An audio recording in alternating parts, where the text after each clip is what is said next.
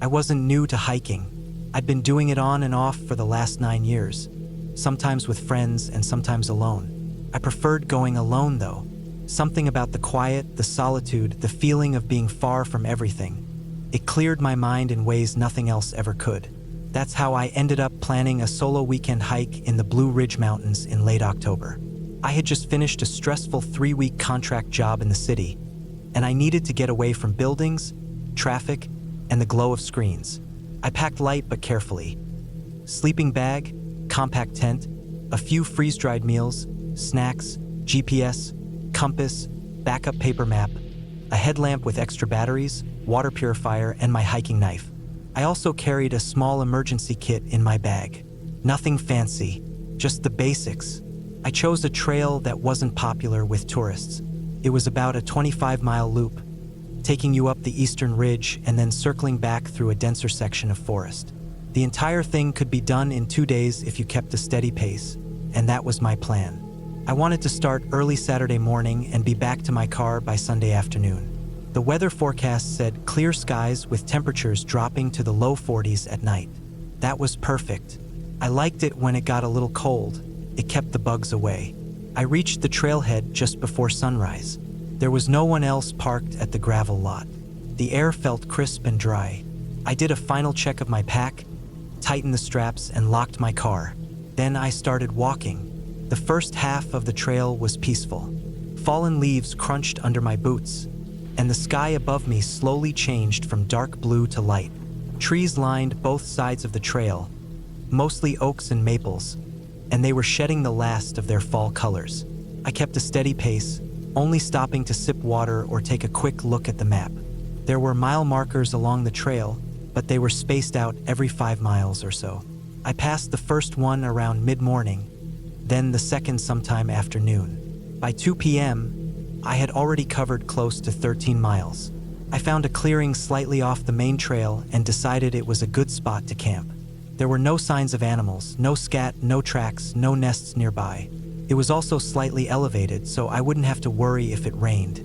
I set up my tent, unrolled my sleeping bag, and used the last of the daylight to cook a freeze-dried meal over my small camp stove.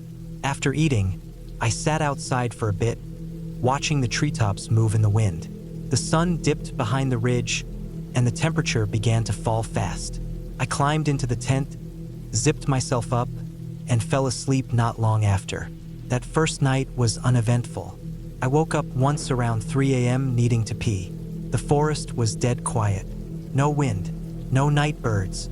I walked a short distance from the tent and did my business, then went right back inside. I slept again until the sun rose. The second day was when things started to feel off. I had breakfast, packed up my stuff, and got moving. The second half of the loop was different from the ridge section. It dropped into a valley and passed through thicker, darker woods. The air felt colder. The ground here was damper, and some parts of the trail were muddy. I noticed that the mile markers were older and more faded on this side. A few of them were completely unreadable. I reached a fork in the trail by late morning. According to the map, I was supposed to veer left and follow the valley around a hill before circling back up toward the lot. But when I checked the wooden sign at the fork, the left arrow was broken off. Only the right path had a clear marker. I pulled out my compass and map to confirm. Left was still the right way, despite the missing arrow. I turned and followed it. I walked for about an hour before I started feeling like something was off. I hadn't seen a trail marker in a long time. The path was getting narrower, and the forest was closing in on both sides. At first I thought it was just overgrowth, but then I noticed how the trail was turning into more of a deer path, no obvious signs of human use. I stopped, pulled out my map again, and tried to locate myself. The GPS was glitching. It showed me as being a quarter-mile north of where I thought I was, but the terrain didn't match. I couldn't even find the nearest creek that was supposed to be nearby. I didn't panic yet. I figured I must have missed a turn or maybe misread the last fork. I backtracked. I walked slowly, scanning both sides of the trail for any signs or junctions. Nothing. It was like the trail had disappeared behind me. That was the first time I felt a twinge of anxiety in my chest. By late afternoon, I had still not found the main trail. I climbed a low ridge to try to get a better view. From there, I could see nothing but tree canopy in all directions. The woods were denser than I remembered. I couldn't even see the hill I had passed earlier that morning. I checked my watch. I had about 2 hours of daylight left. I found a spot near the base of the ridge to set up camp. I didn't bother cooking anything that night. I just had a granola bar and drank some filtered water. I didn't feel hungry. Something was gnawing at me. Not fear exactly, at least not yet. Just this tight pressure in my chest that wouldn't go away. I barely slept that night. Every time I started drifting off, a sound would jolt me awake. Sometimes it was branches snapping in the distance. Once, I heard what sounded like slow footsteps just outside the tent. But when I unzipped the flap and looked out with my headlamp, there was nothing, just trees. I kept telling myself it was probably deer, maybe a raccoon, but the sounds didn't match. They were too heavy, too measured. I got maybe 2 hours of sleep in total. At sunrise, I packed everything up fast and kept moving. I decided I had to go north. If I kept going straight in one direction, I'd eventually hit a road, or at least a stream I could follow back to civilization. But the more I walked, the less sense things made. The trees started repeating. I know how crazy that sounds, but I saw the same bent tree twice within 2 hours. I marked it with a strip of orange tape from my bag. An hour later, I passed it again. By now, my water was low. I hadn't found a stream or even a puddle since the previous afternoon. My mouth was dry, my feet hurt, and the pressure in my chest had grown into full-blown fear. I kept walking, head down, determined not to stop. I tripped more than once on roots or loose rocks. Once I fell and scraped my palm pretty badly. Dirt got into the cut, and it started swelling after a few hours. That night, I didn't set up my tent. I just rolled out my sleeping bag next to a fallen log and lay down. I was too tired to move. I didn't eat. I barely drank. My legs were cramping. My shoulders were sore. My mind was foggy from dehydration and lack of sleep. Sometime after sunset, I heard the footsteps again. Slow, heavy, crunching through the leaves. They circled me. I sat up, holding my knife. My heart was thudding in my ears. I turned on my headlamp and swept it around me. Nothing. No animals. No people. No movement. But I knew I wasn't alone. I didn't sleep that night either. The next morning, my eyes felt sunken. My tongue stuck to the roof of my mouth. I forced down a protein bar, even though it felt like chewing sand.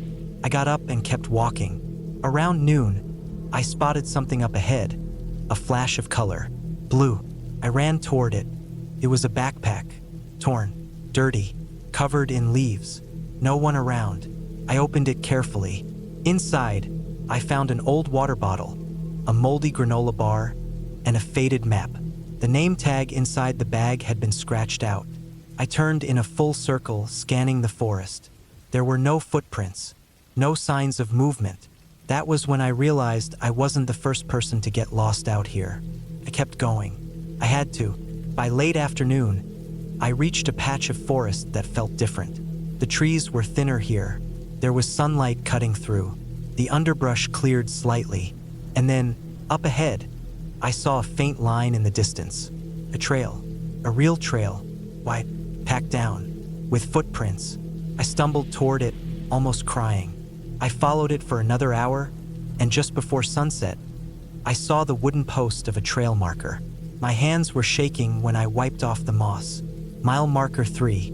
I wasn't far from the trailhead. I kept walking until I saw my car, right where I left it. I got inside, locked the doors, and sat there for almost 10 minutes before starting the engine. My hands wouldn't stop trembling. That night, I slept in a roadside motel, drank 2 full bottles of water, and took the longest shower of my life. The next morning, I filed a report with the ranger station. I told them about the broken sign, the missing markers, the backpack. They nodded, took notes, and said they'd send someone to check it out. I didn't go hiking again for months. Even now, when I go, I stick to busy trails. I keep my phone fully charged. I bring extra food. I don't hike alone anymore. Not because I'm afraid of the forest, but because out there, far from everything, you're not always in control. You can take all the precautions. You can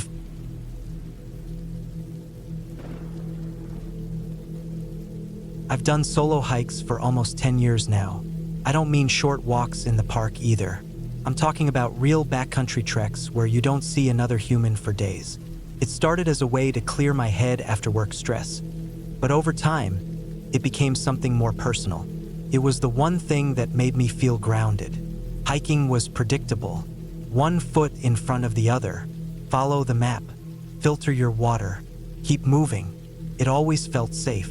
I mean, sure, there were some risky things like cliffs and animals, but as long as I kept my head down and didn't act like an idiot, I was fine. At least I used to think that. Last summer, I decided to hike a lesser-known trail in the Northern Rockies. It wasn't a famous route, and that's exactly why I picked it. Fewer people, more solitude. I read a few blogs about it and watched a couple of videos. It seemed rough but manageable. Remote, yes, but not impossible. I downloaded the offline maps, packed 10 days worth of supplies, and drove out alone in my truck. It was mid-July. Weather was decent, mostly dry, and the trailhead was empty when I arrived. The plan was simple. Hike the entire loop, about 60 miles, and return to my truck by the end of the 9th day. I was carrying a lightweight tent, freeze-dried food, and a solid water filter. My GPS watch was fully charged. I had 2 portable batteries. Everything felt normal. The first 2 days were honestly beautiful. The trail started with gentle switchbacks through dense pine forest. I crossed a few streams, heard the wind brushing through tall grass, and saw nothing but deer tracks and the occasional hawk flying overhead. I pitched my tent in a small clearing on the second night, a little off trail, next to a shallow creek. It was quiet, that good kind of quiet, the type that lets you hear your own heartbeat when you lie still. By the 3rd day, the trail started climbing. Elevation gain was steady, and the terrain became a bit more rocky. I passed a few old fire-damaged areas where the trees were charred, and ash still clung to the soil. It looked like the forest was trying to regrow itself, with tiny saplings peeking out around blackened trunks. It was eerie but not threatening, just a reminder that nature recovers, even after disaster. That night, I set up camp at a higher elevation, probably around 8,000 feet. The air was thin and colder. I zipped into my sleeping bag early, tired from the climb. At some point around 1 a.m., I thought I heard crunching near my tent, like footsteps on dry pine needles. I sat up, heart pounding. I stayed still and waited, but the sound stopped. It might have been a deer, maybe even a bear sniffing around. I didn't open the flap. I didn't want to scare it or make it feel cornered. I just waited. Eventually, I fell back asleep. In the morning, I found nothing, no tracks, no signs of anything walking nearby. I shrugged it off. It wasn't the first time I'd heard strange noises out here. Usually it was just wildlife. They move around at night like we do during the day. On the 4th day, I passed an old fire lookout that wasn't even marked on the map. Just a wooden tower with the roof half caved in. The boards looked weak, and the stairs were mostly gone. I didn't climb it. I took a photo from the trail and kept walking. The air had a weird smell near there. Not smoke, more like rust or something metallic. I thought maybe it was just the way the wind was pushing air from distant mountains. I'd smelled strange things before on long hikes. It didn't slow me down. That night, I camped near a lake that looked like a perfect postcard. Crystal clear water, surrounded by tall trees and mountains. I was starting to enjoy myself again. I made a fire using a small bundle of dry branches and boiled water for dinner. When the stars came out, I remember thinking how peaceful it was. But that peace didn't last. It was on the 5th day when things really started to go wrong. The trail disappeared. It didn't happen suddenly. It just got harder to follow. First, the markers became more spaced out. Then I started seeing animal paths that looked just enough like the trail to confuse me. I kept checking my GPS, but even that didn't help much. The elevation lines on the map were tight together. I knew I was going uphill, but it felt like I was going too far off course. Still, I pressed on, thinking it would loop back around eventually.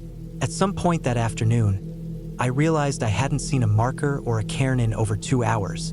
That wasn't normal. I stopped and checked my watch. I was about 7 miles from where I should have been. It didn't make sense. I retraced a bit, tried to get back on track, but everything started looking the same. Trees, rocks, ridges. Even the light filtering through the branches looked unfamiliar. I wasn't just off trail. I was lost. I tried not to panic. I've been in tricky spots before. The first thing I did was mark my location and decide to head downhill. If I could find water, I could follow it to a main river and maybe reconnect to the trail later. By sunset, I still hadn't found any water. My legs ached, and I was getting blisters from the terrain. I set up my tent on a narrow patch of level ground under a rocky overhang. The air was cold, and it felt like a storm was building somewhere. I didn't sleep much. Every time I closed my eyes, I kept seeing trees moving, like shadows swaying in the wind, but there wasn't much wind. At dawn, I packed quickly and continued downhill. After about 2 hours, I finally heard water. I followed the sound and found a narrow stream cutting through a steep gorge. It was fast-moving, probably snowmelt from higher elevations. I filtered some water and rested, but something about that place felt wrong. I noticed deep scratches on one of the boulders near the bank. They weren't bare claw marks, they were deeper and more erratic, like something dragged a sharp tool across the stone over and over. I crouched and touched them. Fresh. The edges were clean. I backed off and looked around but saw nothing. I didn't waste time. I followed the stream. The gorge twisted and turned, and the walls got steeper. At one point, I had to shimmy across a wet rock ledge with a drop below. My heart raced, but I didn't stop. I wanted out. Then I found the camp. It wasn't on the map.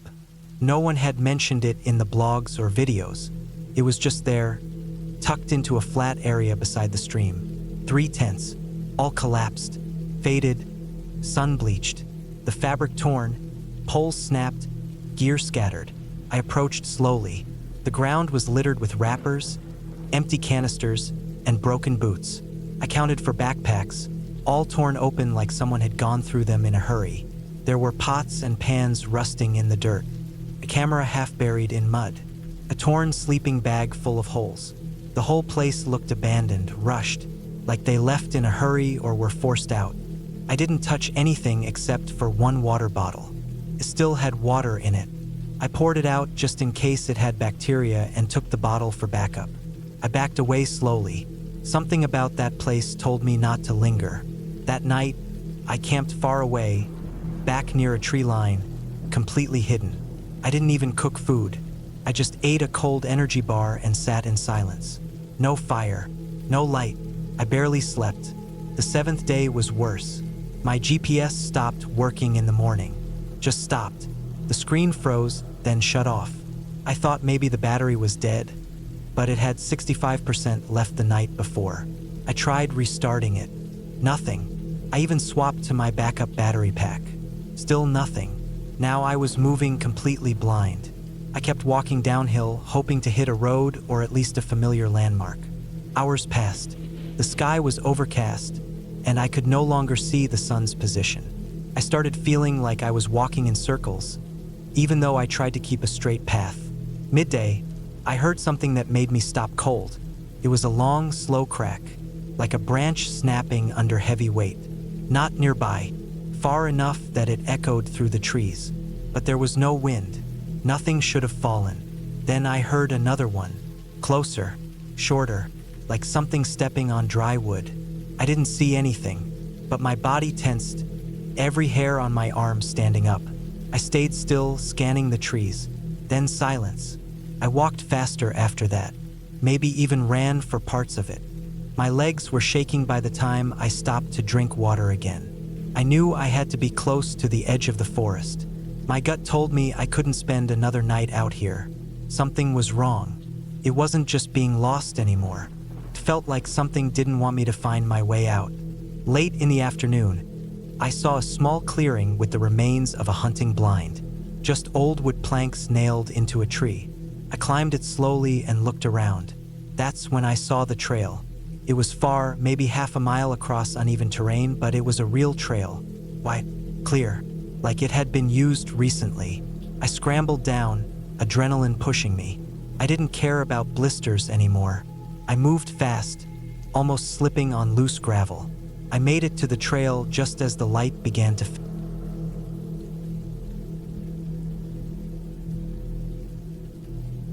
I'm not the type of person who makes dumb mistakes in the wilderness. I grew up camping, hiking, fishing. My dad made sure I knew what I was doing out there. I'm usually overprepared, if anything. That's why it's hard to admit how badly I messed up that week in late October. When I decided to hike alone through a part of Arizona I hadn't really studied enough. It was supposed to be a quiet trip to clear my head.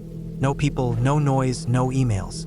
Just me, my backpack, and a 5-day loop through a rugged gorge system that I found by scanning satellite maps on my laptop. It wasn't even an official trail, just a few threads of game trails and some dry washes that cut through sharp canyon walls. It looked doable. I read 2 vague trip reports online, both from people who tried parts of it. One said it was beautiful but rough, the other turned around on day 2. That should have been a red flag, but I was stubborn. I parked at the mouth of the canyon just after sunrise. There were no other cars, just dust and dead mesquite trees.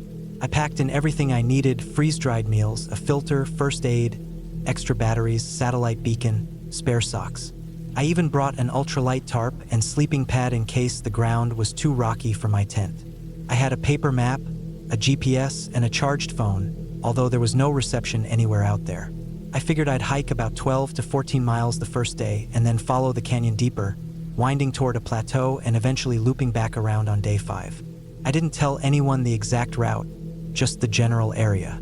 That was my first real mistake. The first few miles were easy. The canyon started wide, with hard-packed earth beneath my boots and enough dry brush and scattered cacti to keep things interesting. There were deer tracks everywhere, and a few times I saw little caves tucked into the rocks high above. Lizards scattered as I passed, and once I saw a snake slithering into a hole. I barely noticed the sky clouding over because I was so focused on the terrain ahead. By noon, I'd already covered almost 10 miles and started feeling cocky. The walls of the canyon had tightened a bit, and I was moving into the more rugged section I had seen on the satellite images. Around mile 12, the walls grew taller and the sunlight thinned out.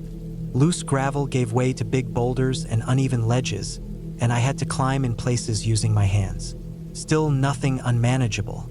I found a decent flat area near a dried-out stream bed and decided to camp for the night. I ate a freeze-dried meal and set up the tent before it got dark. I made notes in my journal, stretched out my legs, and fell asleep to the quiet rustling of wind through the canyon walls. Sometime in the middle of the night, I woke up to the sound of pebbles falling outside. Just a few at first, like they were trickling down the rock face. I didn't move. I lay still inside my sleeping bag and waited. Sometimes rodents knock stones loose. I told myself it was nothing, but I stayed awake for nearly an hour, listening. The sound stopped eventually, and I drifted off again. In the morning, I stepped outside the tent and saw a line of paw prints in the dust about 20 feet away. They weren't big, probably coyote. Still, they looked fresh, and they circled halfway around my tent before heading off up the canyon wall. I didn't love that, but it wasn't unusual. Coyotes don't bother people, and I hadn't left any food out. I packed up and moved on. Day 2 was when the route started to change. The canyon narrowed until I had to climb down into a dry wash and follow it along the bottom. The walls were steep, maybe 60 or 70 feet high, and getting out would have been hard. It wasn't a true slot canyon, but it felt like one. I kept checking my GPS, and it said I was on course, though the signal jumped around in spots. I kept going, figuring I'd make the next bend and find a wider stretch. Around noon, I started noticing animal bones, scattered here and there along the wash. Not full skeletons, just pieces. A leg bone here, a rib cage there. Most looked old and sun-bleached, probably deer or mountain goats, but some of them weren't fully clean. I stopped by one that had a little hair and sinew clinging to it. Not fresh, but not ancient either. I remember squatting down and touching it. It was dry, but the air around it smelled off, like something that had died weeks ago. I got up and kept walking. An hour later, I found a section where the canyon widened slightly and split. My map showed one main route, but now there were 2 paths. One curved uphill and looked dry. The other dipped down into a more shaded slot. I went with the lower one, thinking it might have water. That was my second big mistake. The deeper I went, the colder it got. The sky was barely visible, just a thin strip of gray above. The walls pressed in so tight at one point that I had to remove my pack and push it ahead of me. I hated that stretch. It felt like crawling through a coffin. When I emerged, I noticed it was getting darker faster than it should have. The walls were cutting off the light. My GPS lost signal. I marked a waypoint and decided I'd find a spot to camp soon. Around mile 20 for the trip, I found a slanted outcrop just wide enough for my tent. I filtered some water from a pool nearby. It had tadpoles in it and didn't smell great, but I added tablets after filtering to be sure. I set up camp and ate another meal. I didn't write in my journal that night. I just stared at the rock wall across from me. It looked like something had clawed at it. Long scrapes ran diagonally across the surface, deep enough to catch my fingernail. I told myself it was from falling rocks or erosion, but I didn't sleep much. Sometime before dawn, I heard rocks tumbling again, louder this time. I sat up in my sleeping bag and held my breath. The sound wasn't coming from above. It was coming from the canyon floor. Something big was moving through the wash. Slow, heavy footsteps on stone, then silence. I didn't breathe for what felt like minutes. I gripped my knife, but it felt stupid in my hand. Eventually, the noise stopped, and I waited until the first light touched the canyon rim before moving. I packed fast and didn't eat. I just walked. I wanted out, but the canyon wasn't done with me yet. By midday, I realized I wasn't where I thought I was. My GPS wouldn't lock, and the map didn't match what I saw. The walls looked different. Everything was steeper. The wash was gone, replaced by loose rock and thick brush that clawed at my legs. I climbed a ridge to get a view, but all I saw was more rock. Endless ridges and folds, like waves frozen in stone. I was off course. I knew it, but I didn't know how far. I tried to backtrack, but the terrain had shifted. Things never looked the same in reverse. I must have taken a wrong turn hours earlier. I followed what looked like an animal path, but it ended at a dead drop. I was sweating, my legs aching. The food in my pack was running low. I had maybe 3 liters of water left total. That night, I didn't even set up the tent. I rolled out the pad, lay under my tarp, and stared up at the sky. I saw the stars for the first time in 2 nights, but they felt distant and cold. I kept hearing things, cracks, rustles, movement I couldn't place. At one point, I turned on my headlamp and caught the reflection of eyes on a ridge above me. Not human, too low, probably a bobcat. I shined the light until it turned and disappeared. I lay awake until dawn. The 4th day broke me. I woke up dizzy. My tongue felt dry and heavy. I rationed the last of my clean water and sucked on a candy from my emergency kit just to get some saliva. My legs burned from climbing. I couldn't find the route out. Every path led to another dead end or climb that was too steep to risk. I checked my beacon. Still working, but I didn't want to press the SOS unless I had no choice. Midway through the day, I slipped and cut my forearm on a jagged rock. Not deep, but it bled more than I expected. I cleaned it, wrapped it, and kept moving. My legs were shaking. I started talking to myself without realizing. Just little things. Directions. Numbers. Dates. The wind picked up and carried voices that weren't there. Not ghosts, just echoes bouncing off the stone, making my own steps sound doubled, tripled, all around me. That night I caved and pressed the beacon. It blinked red, sending a signal, but nothing happened. I waited 6 hours. No plane, no helicopter, no message. Either it hadn't sent, or no one was close enough to respond. My stomach twisted. I felt like crying but didn't. I just curled up under the tarp and prayed for sunlight. The 5th morning came with thin, cold light and no rescue. I told myself to move, one ridge at a time, one ledge, one step. I climbed for hours, fingers raw from gripping rock. I found a dry waterfall with a narrow chimney beside it and forced my body upward, scraping both knees in the process. At the top, the terrain widened just slightly, enough to see a broken fence in the distance, old wood, collapsed wire. civilization. I pushed my legs harder than I thought I could. I crossed 2 more ridges, lost my hat to a gust of wind, didn't care. I reached a dirt road by sunset, not a soul in sight, just tracks and silence. But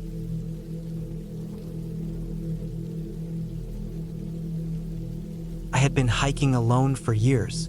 I liked it that way. The solitude made the trails feel cleaner, quieter, and more personal. I didn't have to wait for anyone or move faster than I wanted. I just had my pack, my boots, my food, and whatever was out there. That summer, I decided to go deeper into a part of the mountain range I hadn't explored before. It was about a 2-day hike north of where I usually went, past the more popular routes, deeper into terrain with thinner trails and less foot traffic. Most people stayed away from it because of the narrow switchbacks and steep slopes. That was exactly why I wanted to go. I left my car near a dirt pull-off just after sunrise, where the gravel road ended. I parked under some trees to keep the sun off the windshield and locked everything up. There were no other cars around, which felt promising. I tightened my boots, hoisted my pack, checked my water, and stepped into the woods. The air was still cool and smelled like pine sap and earth. I followed the dirt trail for a few miles, moving uphill slowly, feeling the shift of my pack weight settle across my back. The birds were still active, chirping high in the trees, and once in a while a squirrel would dart across the path. The trail got narrower as I moved in. It stopped being a clear dirt road and became more of a footpath, climbing through the trees with rocks and roots poking out of the ground. I liked that. The less maintained the trail, the more peaceful it usually was. By noon, I had already climbed a few hundred feet in elevation. I stopped to rest on a flat section where I could see across the valley. The trees broke open just enough to show the distant blue ridge stretching in layers. I drank water, ate some jerky and nuts, and stretched my legs. I kept walking. The trail narrowed more as it climbed a ridgeline. The terrain got steeper on one side, a drop that ran down into dense forest, and tighter on the other side with big rocks and thick undergrowth. The sun was high overhead, making the leaves glow. My shirt clung to my back with sweat, but I didn't mind. I was used to this. Late in the afternoon, I reached the switchbacks. The maps I'd checked before starting the hike had shown this section as the steepest part. It was a zigzagging climb up the side of the ridge, cut into the dirt and stone by old foot traffic. No handrails, nothing between you and a very long drop. I moved slowly and carefully, watching my footing. Each turn offered a quick glimpse down the slope, where fallen trees and boulders lined the hillside. I was still a few miles from the spot I'd planned to camp when I heard something odd. Not an animal sound, but a scraping noise, like rock on rock, followed by the thud of something shifting down the hill. I stopped, looked down the slope. I didn't see anything moving, just loose rocks and dry leaves. Maybe something dislodged. Maybe it was nothing. I kept going, slower now, paying closer attention. The trail wrapped sharply, and each bend got tighter. On the inside of the switchbacks, the slope rose steep and rocky. On the outside, it dropped straight into trees. My foot slid on some loose gravel at one point, and my heart jumped. I caught myself before falling. I took a break, breathing hard, my legs shaking slightly. I didn't want to turn around. I was too far in. I pushed forward. When I finally reached the top of the switchbacks, I felt a small wave of relief. It opened up into a flatter area, less steep, with some scattered trees and mossy rocks. There was even a small clearing just off the trail that looked perfect for setting up camp. I dropped my pack, stretched my back, and drank what was left in one of my water bottles. The sun was starting to dip behind the trees, the light turning orange. I pitched my tent near the edge of the clearing where the ground was flat. I boiled water for food and set out my sleeping pad and bag. The air cooled fast once the sun dipped. Crickets started chirping. I heard something rustle out in the trees but didn't think much of it. Probably a deer. I zipped up my tent and got into my bag as the last bit of light faded. I checked my GPS before shutting my eyes. I was exactly where I wanted to be. I woke up a few hours later. It was still dark. I didn't know why I woke up at first. My heart was racing, but the tent was silent. I held still and listened. There was a noise, something moving outside. Slow, not fast like a rabbit or deer. I sat up quietly and reached for my flashlight. I didn't turn it on right away. I waited. The sound came again. A crunch of leaves. A few soft steps. I thought maybe it was a bear. I'd hung my food far off the ground before bed, well away from the tent. I stayed quiet, hoping it would go away. But the sound got closer. Still soft, careful. Then it stopped, right outside the tent. I held my breath. Minutes passed. Nothing. Then I heard another sound. Faint, but not from an animal. A clicking sound, like metal tapping rock. I turned on my flashlight and unzipped the tent just enough to peek out. Nothing, just trees. My pack where I left it. My hanging food still swaying from the branch. I stepped out slowly, shining my light around the clearing. I didn't see anything. I walked a slow circle around the tent. The dirt was undisturbed. No broken twigs. No fresh tracks. I stood there for a while, feeling exposed and nervous. Eventually, I got back into the tent. I didn't sleep well. Every little sound outside made my ears perk up. In the morning, I packed up fast. I felt uneasy, like I'd been watched. I decided to keep going instead of staying another night in that area. I wanted to reach a lake shown on the map another few miles north. I figured I'd set up camp there, maybe fish a little. I moved fast, trying to shake the unease. The trail got thinner again. I followed the faint path, stepping over fallen branches and ducking under low limbs. Around midday, I came across something strange. It was a shoe, just one. A worn-out hiking boot, half buried under leaves. It looked like it had been there a long time. I picked it up. It was dry, cracked. No sign of the other one. I looked around but didn't see anything else. No gear, no pack, no bones. Just the boot. I kept walking, slower now. I didn't like the way the trees closed in on both sides. The trail sloped upward again, climbing over rocky ledges and loose soil. I stopped every now and then to catch my breath and look behind me. I didn't see anyone, but I couldn't shake the feeling that someone was close. At one point, I heard something that made me freeze. A cough. A dry, sharp cough, echoing faintly through the trees behind me. I dropped down into a crouch and waited, staring back down the trail. Nothing moved. I stayed crouched for what felt like 20 minutes. My legs started to cramp. Eventually I stood, still staring behind me. No one was there, but someone had coughed. I knew it. I took out the small hunting knife I carried and kept it in my hand as I hiked. I picked up my pace. The trail narrowed again as it wound between large rock formations and a thick patch of pine trees. I pushed through the brush and found myself in a small clearing with a boulder that looked like it had been split in half by lightning. That's when I noticed something that made my stomach twist. There were carvings in the rock, deep scratches. Not words, not symbols, just long, ragged lines like someone had dragged metal across the surface again and again. It looked angry, violent. I backed away. That's when I saw movement. A figure. Down the hill, maybe 40 yards away, half hidden behind a tree. Still, watching. My blood went cold. I didn't move. I just stared. The figure didn't move either. It was a man. I could tell by the shape. But he wasn't wearing hiker's clothes. He looked like he was in old, dark clothing. Baggy. Stained. I slowly stepped back behind the rock, not breaking eye contact. Then I ran. I didn't care about the trail anymore. I just ran uphill, dodging trees and roots, heart pounding. I could hear movement behind me, twigs snapping, dirt crunching. I ran until my legs burned. I didn't stop until I reached a ridge and threw myself behind a fallen log. I waited, listening. The forest was quiet again. Too quiet. I stayed hidden for nearly an hour. Nothing moved. I was shaking and out of breath. I kept looking around, trying to hear anything. I didn't want to camp anymore. I didn't care about the lake. I just wanted out. But I was already more than 10 miles deep, and the switchbacks were behind me. I decided to take a longer loop that would lead me back to my car without going down the same path. I had it marked on my map. It would take another full day, but I didn't care. I'd hike through the night if I had to. I started down the new path. It was overgrown, barely used, but still visible. I checked my GPS every 10 minutes, just to be sure. At dusk, I heard the cough again, closer this time. I didn't stop.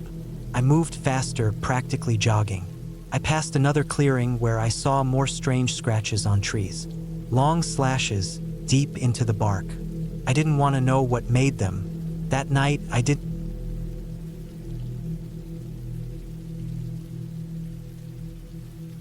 It was early October when I decided to go hiking alone in the Smoky Mountains. The summer crowds were gone, and the air had that cool crispness I liked. I'd taken solo trips before, and even though I knew it wasn't always the smartest idea, I loved the silence and the sense of control. No one to slow me down, no one to argue over which trail to take. Just me, my pack, and the trail. I'd found a lesser-known loop trail online, a 20-mile loop that went deep into the woods, crossed a few small creeks, and circled back over a ridgeline. It was marked as moderate but long. The trailhead started at an old gravel parking area just off a back road. There was no ranger station nearby, just a metal box for signing in. I parked my car just after sunrise, signed my name in the logbook, threw on my backpack, tightened the straps, and started walking. The first few miles were quiet and easy. The trees had started to change color, patches of orange and red breaking through the green. The trail was soft with fallen leaves, and I barely made any sound as I walked. I passed one broken-down signpost early on and didn't see another person the entire morning. That was the way I liked it. Around midday, I stopped by a small stream to eat. I took off my boots, let my feet breathe, and sat on a smooth rock with my back against a tree. I ate a sandwich, a granola bar, and drank water from my bottle. The woods were completely still, no birds, no wind, just the soft trickle of the stream. After a short rest, I put my boots back on and kept moving. The trail got narrower as I went deeper. Brush grew closer to the path, and I had to push branches out of the way now and then. I checked my map a couple of times.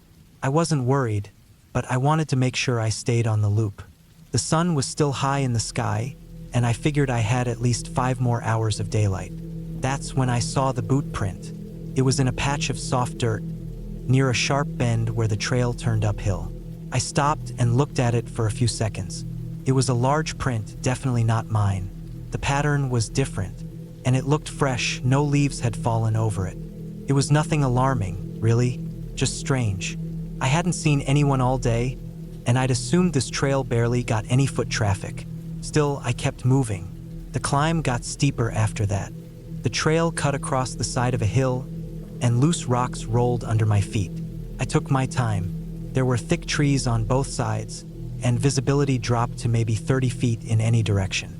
I kept walking for another hour before the trail leveled out again. I crossed another small creek and found a good spot to refill my bottle. I used my filter like always. The water was cold and tasted clean. By late afternoon, I was about 12 miles in. My legs were tired, and I wanted to make camp before sunset. I found a flat area just off the trail, where the trees thinned out a bit. There were dry leaves all over the ground, and a few logs I could sit on. I set up my tent, rolled out my sleeping pad, and laid out my food. I changed into dry socks, built a small fire, and cooked one of those vacuum-sealed meals over my little stove. It wasn't good, but it was hot. When the sun dropped, the cold came fast. I pulled on a jacket and watched the fire burn down. The woods stayed quiet, too quiet. No owls, no crickets, no rustling. Just nothing. That bothered me a little. It always did, but I reminded myself that some parts of the forest were just like that. I put the fire out with water, packed away the food trash, and slid into my tent. I slept light, like I always do when I'm alone in the woods. I woke up once around midnight to pee and noticed how dark it was outside. No moon, no stars, just pitch black. My breath hung in the air, and the forest felt heavy somehow, like it was holding something back. I zipped up fast and went back in the tent. I didn't fall asleep again for a long time. The next morning, I packed up early. I still had about 8 miles to go to finish the loop. The first few miles went smoothly. The trail curved through thicker trees, and the ground got rockier. It didn't look like many people came through this part. The path was harder to follow. At one point, I stopped and looked around. The trail had almost vanished beneath the leaves. Then I saw something that made my stomach turn. Hanging from a branch about 5 feet off the ground was a strip of red cloth. Torn, dirty, and faded. It wasn't part of a trail marker. I checked my map. This section wasn't supposed to have any flagged trees. The cloth looked like it had been tied there by hand. I stood there for a full minute, just staring at it. I didn't touch it. I didn't want to. I moved on a little faster now. A couple 100 yards later, I found another, then another, all different colors. Blue, green, another red, each tied to a low branch or stuck into the bark of a tree with small twigs. Some looked newer than others. My hands started sweating even though the air was cold. I stopped and listened. The woods were still silent. I kept walking, but now I was nervous. The trail started going uphill again, climbing toward the ridgeline. I checked my watch. It was just past noon. I figured I had maybe 4 miles left. But the path kept twisting, and I started to wonder if I'd missed a turn. I looked at my map again. It was hard to tell, but I thought I was still on the right path. I kept moving. Then I found the bones. At first, I thought they were branches, white, thin, scattered just off the trail. But when I got closer, I saw they weren't. They were clean, picked clean. A rib cage, a spine, a few smaller bones around it. No fur, no blood, just bones. I stood there, frozen. They looked like deer bones, maybe, but something about how clean they were bothered me. There weren't any signs of animal tracks nearby. No teeth marks, no scattered tufts of hair, just that pile of white bones in the dirt, like someone had placed them there. I didn't want to be there anymore. I walked faster. My legs were tired, but my heart was racing. Every sound behind me made me flinch. I stopped checking the map. I just wanted out.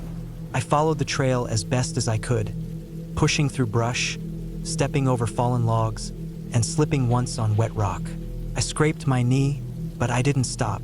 An hour later, I realized I'd gone the wrong way. The trail I was on didn't match the loop anymore. I checked the map over and over. I couldn't find any landmarks. The ridgeline was supposed to be open with views of the valley, but the trees here were too thick. I couldn't even see the sky. I was off the loop. I didn't know how far, but I knew I was off it. I forced myself to calm down. I sat down, drank water, and tried to think. I had a compass. I knew the general direction of the road. If I headed west, I'd hit something eventually. A creek, a trail, clearing, something. So I left the trail. That was probably the worst decision I could have made, but I thought I had no choice. I started walking west, as best as I could, using the compass to keep me in line. I kept walking for hours. The terrain got rough. Thick underbrush, sharp rocks, loose soil. I slipped more than once. My arms and legs were scraped from thorns. My pack felt heavier by the hour. By evening, I still hadn't found anything.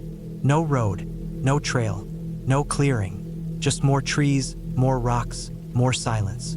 I made camp again, barely able to focus. I didn't bother with a fire. I ate a protein bar cold and drank from a small stream I found nearby. I filtered it, but it still tasted like mud. I zipped up inside my tent and listened. Every twig snap made my chest tighten. Every gust of wind felt like footsteps. At some point in the night, I woke up. There was something outside. I didn't move. I barely breathed. It wasn't a bear. The steps were too soft, too careful. They moved around the tent. Not fast, not loud, just slow, deliberate. Then silence. I didn't sleep again. When the sky got lighter, I packed up fast. I left food behind. I didn't care. I just wanted out. I followed the compass again, still heading west. My clothes were damp with sweat and dew. My legs ached. I tripped on roots. My ankle started to throb from one of the falls. Then, just before noon, I saw something through the trees. A fence. Rusty metal wire, maybe 5 feet high, with wooden posts that leaned to one side. I stumbled toward it. Beyond the fence, there was a dirt road. Not paved, not marked, but it was a road. I climbed over the fence and dropped down on the other side. I walked that road for what felt like hours, limping, shaking, until I saw a truck in the distance. It was parked outside a cabin. Smoke curled from a chimney. I stayed far back, hiding behind a tree. I watched for several minutes. No one came out. It looked old and abandoned. I didn't approach it. Instead, I kept walking the road. Eventually, I reached a paved road. A real one. I flagged down the first car that passed, waving both arms.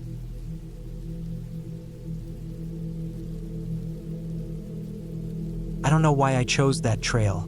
Maybe because I had a few days off work and I wanted to be alone. I live in Washington State, where there's a mix of thick woods, mossy mountains, and hiking trails people forgot about decades ago.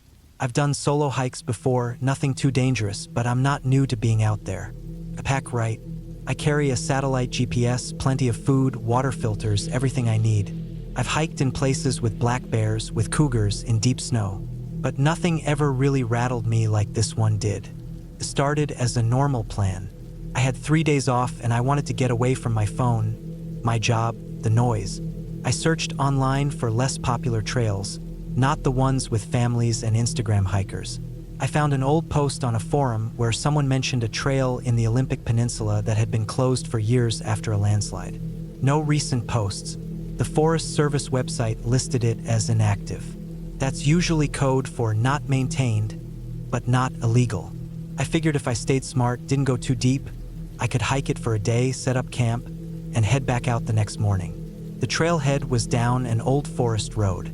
I had to drive slow because the road was rough, filled with potholes and loose gravel. No signs anymore, just a rotting wooden board with faded paint. I parked where the road ended and double-checked everything in my pack.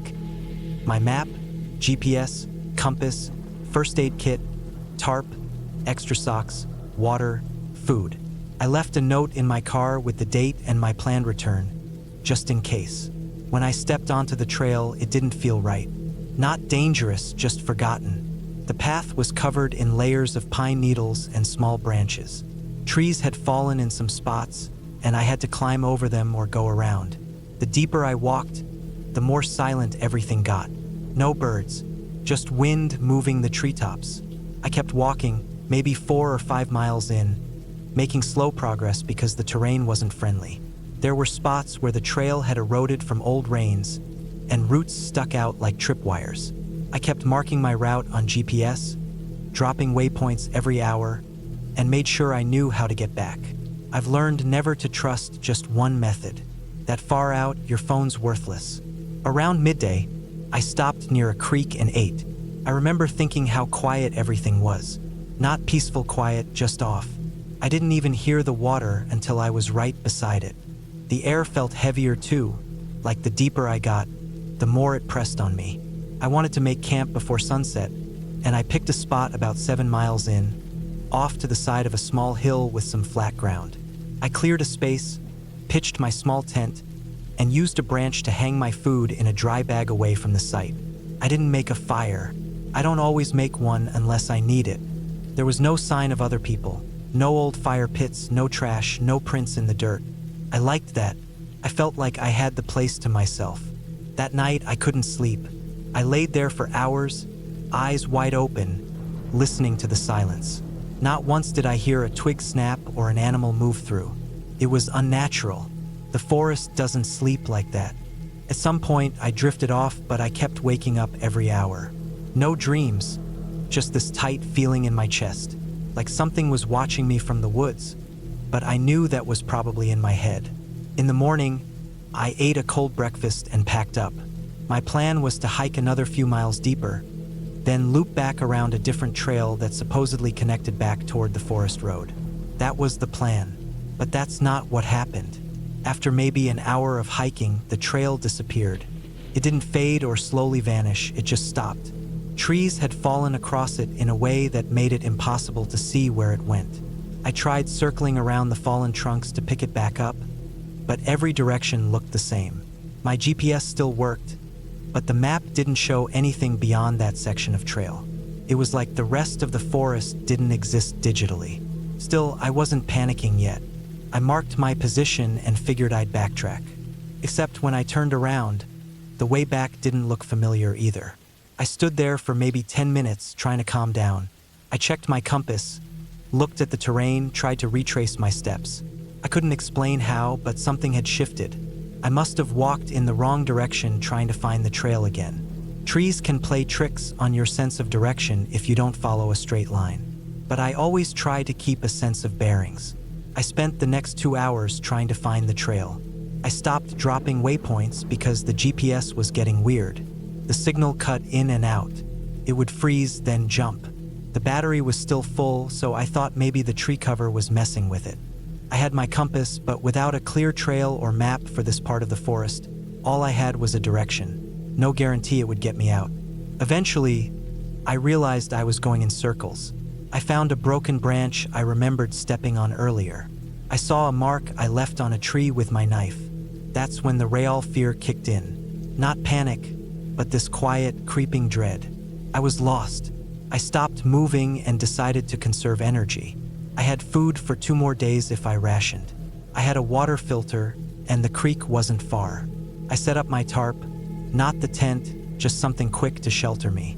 I told myself I'd wait it out and keep trying again in the morning. That second night was worse. I heard something. It started as this far-off sound, like someone dragging something heavy through the woods. Slow, crunching, not a deer, not anything running. I turned off my headlamp and crouched low, listening. It stopped, then started again, closer this time. I didn't move for over an hour. Eventually, it stopped for good. Maybe it was my imagination. Maybe it was a bear, even though bears don't usually move like that. I didn't sleep that night. In the morning, I was more tired than I'd ever felt in my life, but I packed up and started walking. No trail, just using the sun, compass, and terrain. I kept going downhill, figuring it would eventually lead to water or roads. Forest Service roads usually follow valleys. It was a hard hike. Steep slopes, thick brush, no flat ground. My legs were scraped raw from thorn bushes. My arms bled from pushing through branches. Hours passed. Then the sun started to go down. That's when I found something. It was a small structure, an old cabin. Hidden behind trees, half collapsed, with moss and vines growing all over it. No trail led to it. I don't even know how I saw it. It blended into the forest like it had always been part of it.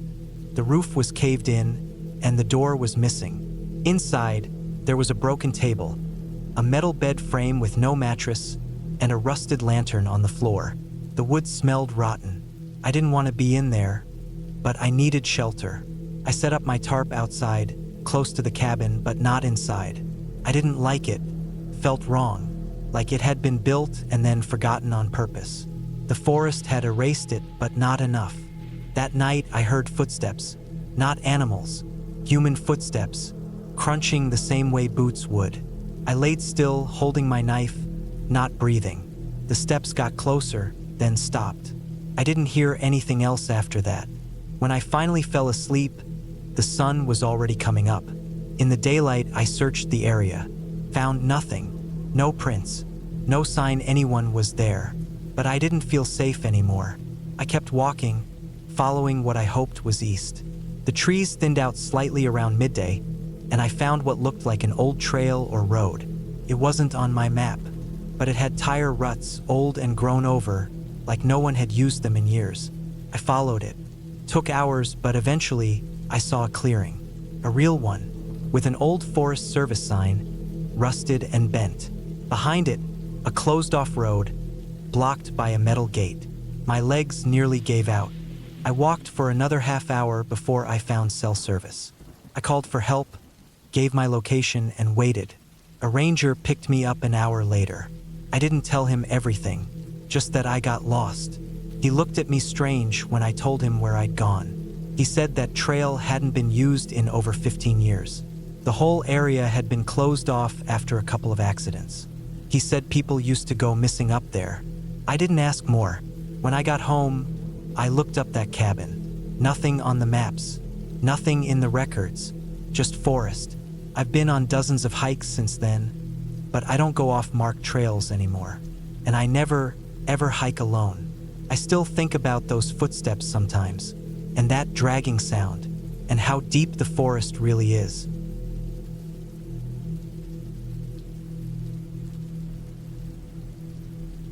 I'm not someone who usually takes risks. Most people who know me would call me careful, boring even. I plan everything out. I check the weather 10 times before leaving for a hike. I pack enough food for 2 days even if I'm only going for one. I stick to marked trails, I check maps. I let people know where I'm going.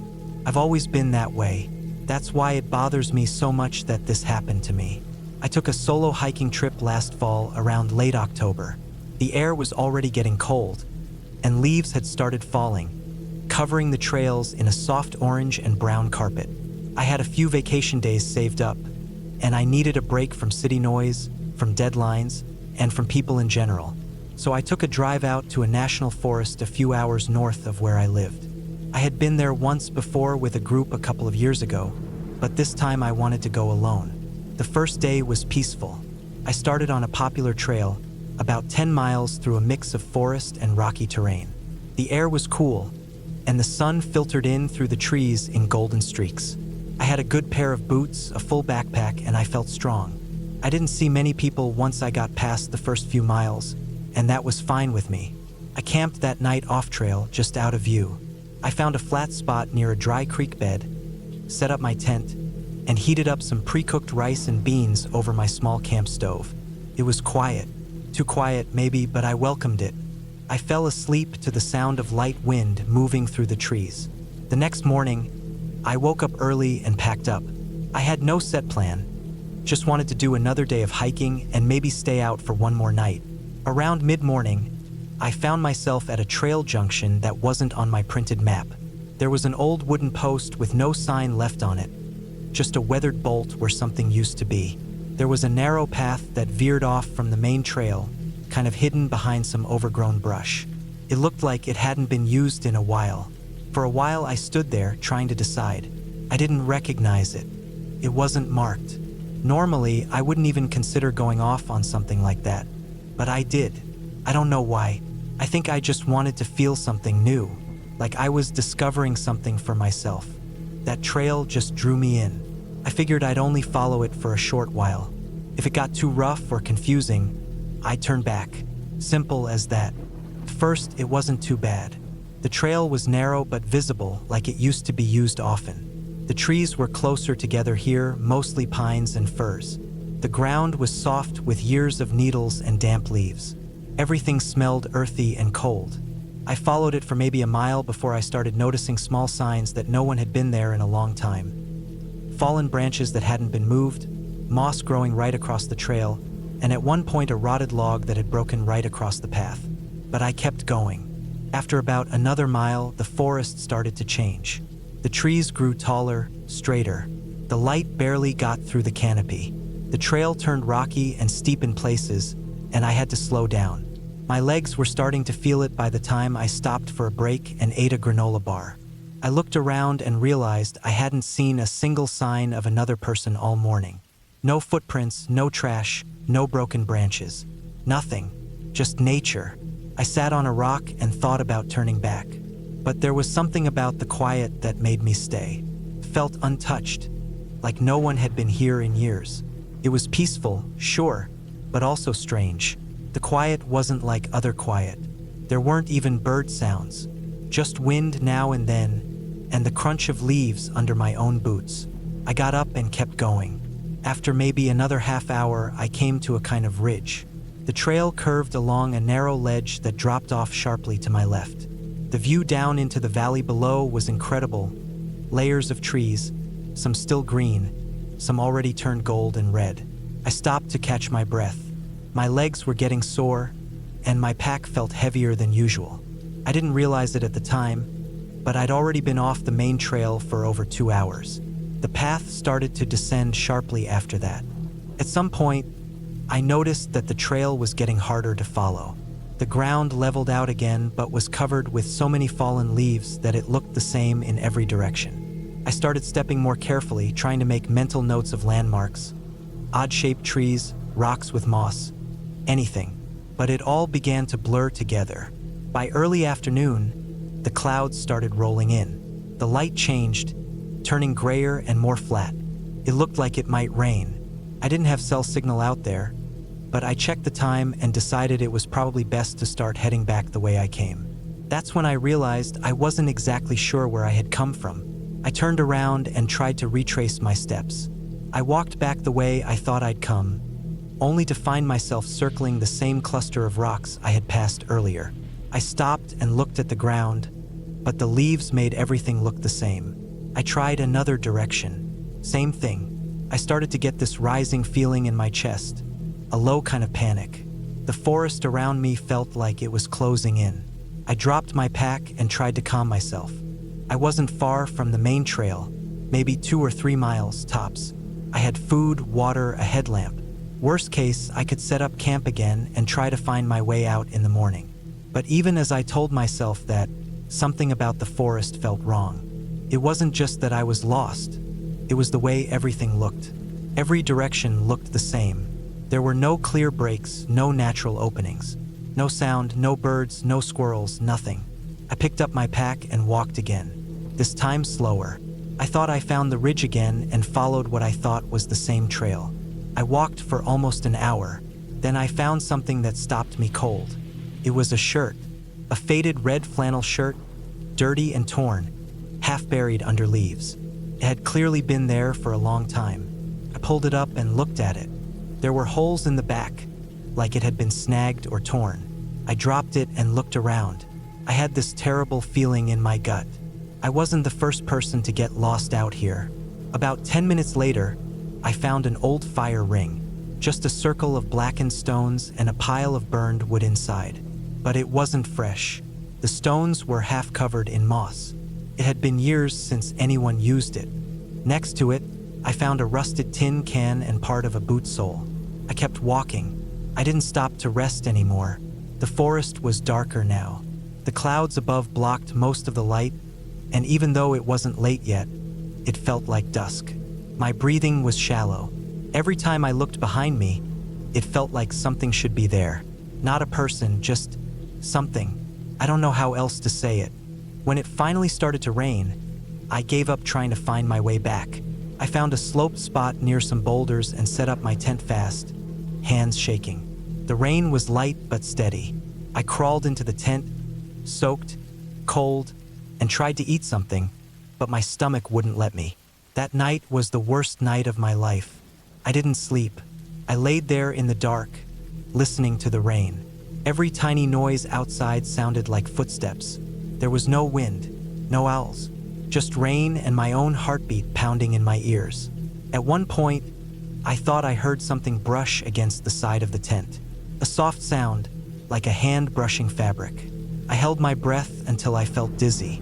I didn't check, couldn't. By morning, the rain had stopped. Everything was wet and silent. I packed up quickly and started walking.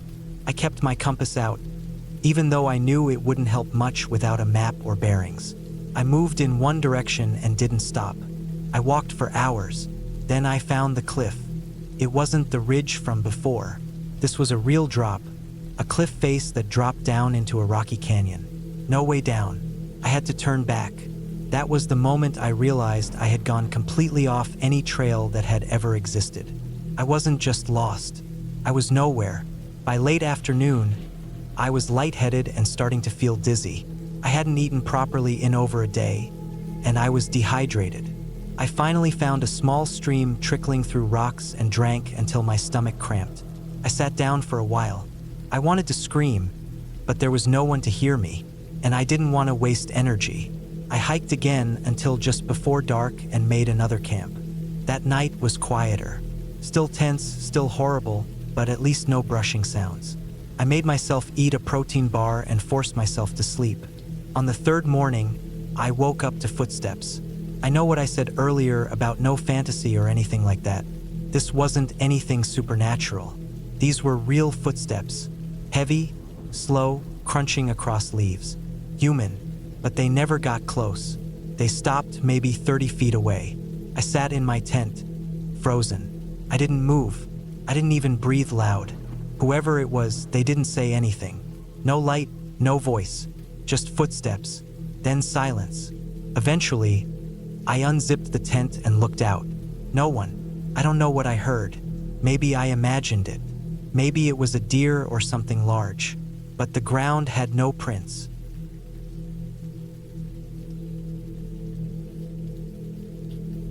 I had been looking forward to that solo hiking trip for months. It was the only thing I'd been planning outside of work. My job had been eating away at me for years, screen after screen, clicking my way through deadlines. I needed time away from all of it. No phone, no people, just me and the mountains. I picked an area I hadn't explored before, northern Montana, near the border of Glacier National Park, but outside the tourist-heavy zones. I found a spot through a hiking forum where people shared quiet backcountry trails that didn't show up on regular maps. There was a ridge trail someone mentioned, about 35 miles long, weaving through dense forest, climbing through high passes, and looping back to the starting trailhead if you followed the path right. Most said it was empty and rough, but rewarding. That was what I wanted. Rough, empty, quiet. I started preparing about 3 weeks before I left. I laid out my gear, checked everything twice. I wasn't new to hiking or being alone out there. I brought a satellite beacon just in case, even though I rarely needed it. I packed enough food for 6 days, even though I planned for 4. I carried water filters, a simple tent, emergency blankets, a knife, and a light first aid kit. My boots were already broken in. When I reached the trailhead, there were no other cars. Not one. Just trees, a small parking area, and a laminated sign with faded ink that read, "Ridge 9 Trailhead, use at your own risk." I locked up my car, slung my pack onto my shoulders, and stepped into the forest. The trail was tight and not very well maintained. It wound through thick pine trees, some of them growing right over the trail. The first 2 hours were steady uphill. The air was clean and cool, and I barely heard anything but the sound of wind in the branches and the soft crunch of my boots. There was a kind of peace I couldn't get anywhere else. That strange kind of silence you only hear far from roads and buildings. I made camp that first night by a small stream that ran near a patch of flat ground. I set up my tent, hung my food away from the campsite, and watched the sun go down behind the treetops. It was cold, but not freezing. I laid back in my sleeping bag, listened to the insects, and fell asleep easy. The second day started fine. I followed the ridge trail higher into the hills. There was a fog that morning that made everything look softer, quieter. I moved slow but steady. By late afternoon, I reached a spot I remembered reading about. An open bluff with a long view of the valley below. You could see for miles. I sat down, pulled out a snack, and just stared for a while. That's when I noticed the markers. There were old trail markers nailed to trees at intervals, but they didn't match the ones I'd seen earlier. These ones were metal, not painted wood. They looked older, worn. One of them had an arrow scratched into it, pointing a different direction than the trail I'd been following. I pulled out my paper map and tried to make sense of it. The arrow pointed down a faint path that curved along the other side of the ridge. It wasn't on the map. I should have turned back. I should have stayed on the main trail, but curiosity got the better of me. I thought maybe it was an old shortcut or some old connector trail not listed anymore. I decided I'd follow it for just a bit, see where it led, and turn back if it looked wrong. The new path was narrow and rough. Branches slapped against my jacket, and the slope dropped fast on my right. There were no clear signs of people ever using it recently. After about half an hour, the trees thinned, and the path opened into a rocky slope covered in low shrubs and loose gravel. That's when I slipped. My foot hit a patch of loose rock and went out from under me. My knee banged hard against a stone, and I slid maybe 4 or 5 feet before I caught myself. My hands were scraped up, and my right shin burned, but nothing was broken. I stood up, checked my pack, and kept going, slower now. Still, something in me didn't want to turn back. I had that feeling you get when you've already gone too far to bother returning. But I'd made a mistake. The trail, if it ever was one, got worse. By late afternoon, it vanished completely. I stood on a slope with no markers, no blazes, no real signs of a path anymore. I turned around to backtrack, but that's when I realized I hadn't been keeping track of how many turns I took or how far down I'd come. Everything looked the same. The trees, the rocks, the slope. I could have sworn I came from one direction, but when I walked that way for 15 minutes, nothing looked familiar. I wasn't lost. Not yet. But I wasn't on the trail anymore, and the sun was starting to go down. I set up camp in a small clearing near a few boulders. I boiled water, ate one of my meal packs, and tried to calm myself down.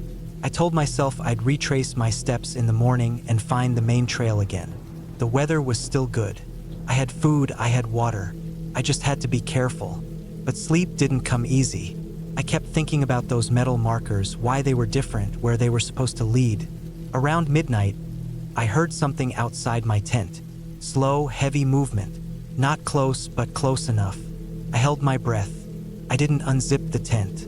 I didn't move. After a few minutes, the sound faded. I told myself it was just a deer or something. The next day, I started moving early. I hiked for 4 hours uphill, trying to get back to the ridge trail.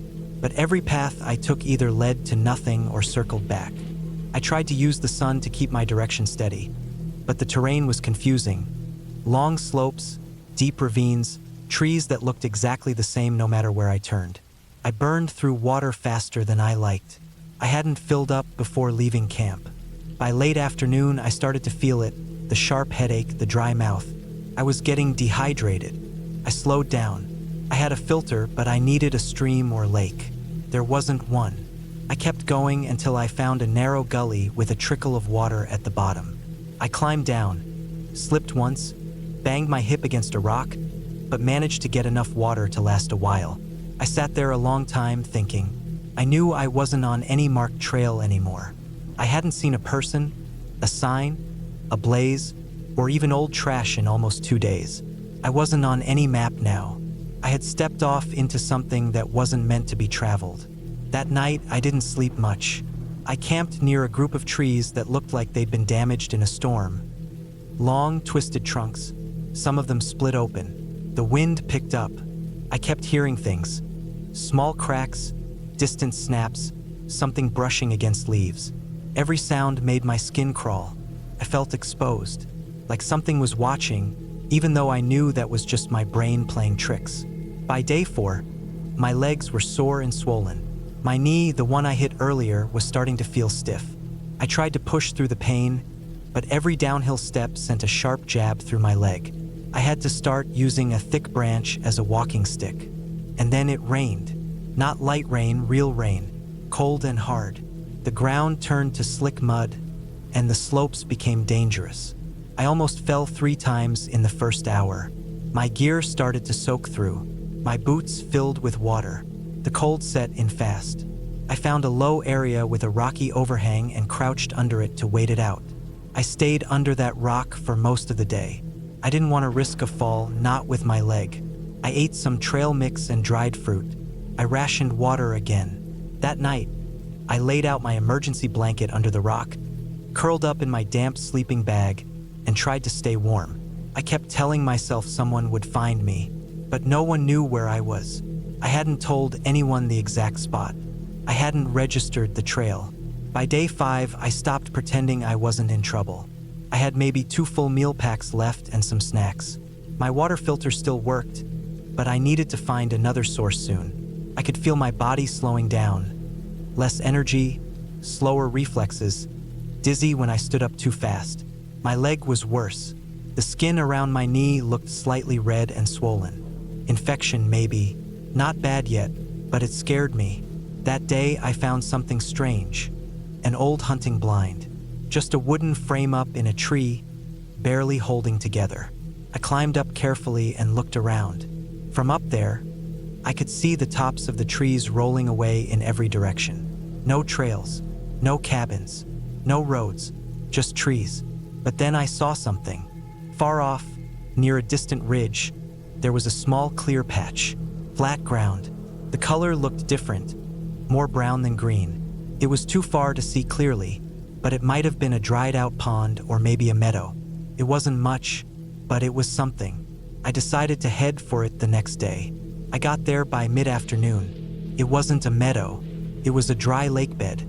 Cracked mud and broken branches littered the surface. In the middle was what looked like a broken canoe, flipped over and rotting. Next to it was a fire ring made from stones. Someone had camped there a long time ago. I searched the area. No supplies, no trash, no signs of anyone returning. Just old footprints in the dry mud, half erased by time.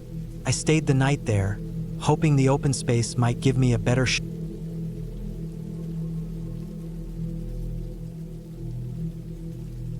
I don't really talk about that trip anymore. Not because I'm trying to forget, but because most people don't understand. They expect something more dramatic or something they've seen in a movie. They expect monsters or ghosts or something like that. But the truth is, reality is scarier than all of that. Especially when you're alone in the middle of nowhere and every single mistake you make has a price. Started out simple, just a solo hiking trip into the Blackstone Mountains.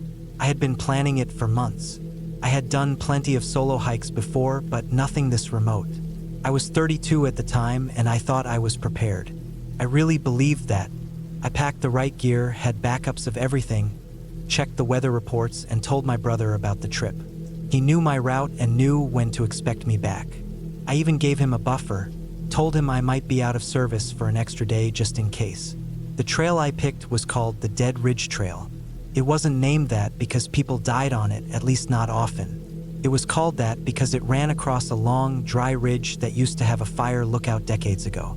That lookout had collapsed, and now there was nothing but scorched timber and a few rusted bolts sticking out of the rocks where it used to be. It was supposed to be a 4-day loop, hike in from the east, go across the ridge, down through the basin, and out the Southern Forest Road. I had planned to camp 3 nights. I packed enough for 5 just in case. I had my tent, sleeping bag, water filter, first aid, bear spray, extra batteries, food, and a printed topo map. I had done everything right. The first day was easy. The air was cool, the sky was clear, and the trail was mostly downhill at the start. I hiked through thick pines, passed a couple of clear streams, and found a decent place to set up camp by late afternoon. I ate dehydrated chili, boiled some water for tea, and watched the sun go down through the trees. Felt good. I didn't hear another soul out there. That's how I liked it.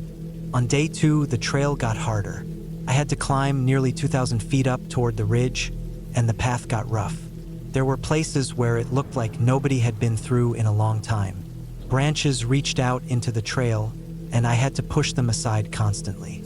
Sometimes I wasn't even sure I was still on the trail. But I'd check my map, check the terrain, and every time it lined up. By the time I got up to the ridge, I was tired. The sun was still up, but I knew I needed to find a spot to set up camp. Up there, the trees were thinner and the wind was stronger. The land was dry and rocky, with patches of dead, gray wood from a fire years back. I ended up pitching my tent in the shadow of a big boulder that blocked some of the wind. It wasn't the best spot, but it would work. That night was when things started to feel off. I woke up sometime after midnight because I thought I heard footsteps. At first, I figured it was just wind through the branches. But then I felt it, this strange tightness in my chest, like something was wrong. I laid there for a while, holding my breath, listening. But all I could hear was the wind. I even unzipped my tent and looked out with my flashlight. Nothing. No eyes glowing in the dark. No sounds of anything running away, just rocks, old burnt logs, and endless dark woods. I didn't sleep much after that.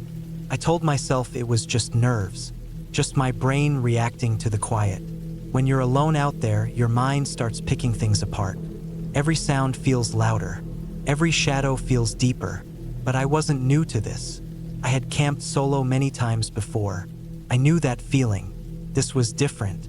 By morning, I was packed and ready to move before the sun was fully up.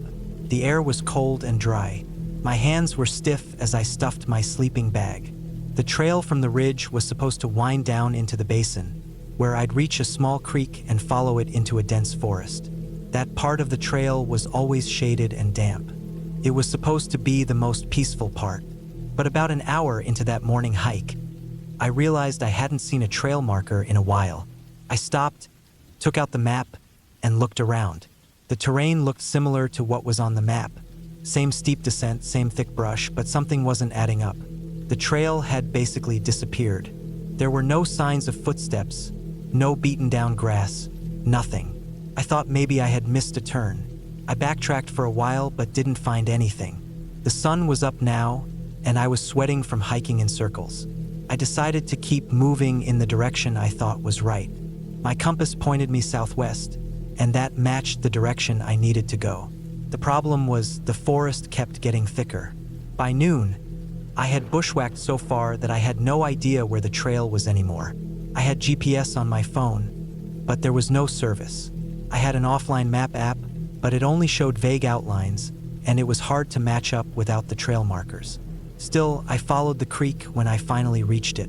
That was part of the original plan, so I figured I'd be fine. That creek was my anchor for most of that day. I hiked along it for hours. The ground was wet and muddy, and I kept slipping. I tore a hole in my pants climbing over a fallen log, and one of my trekking poles snapped when I lost my balance on a rock. I cursed under my breath, but I kept going. By evening, I still hadn't found the clearing where I planned to camp.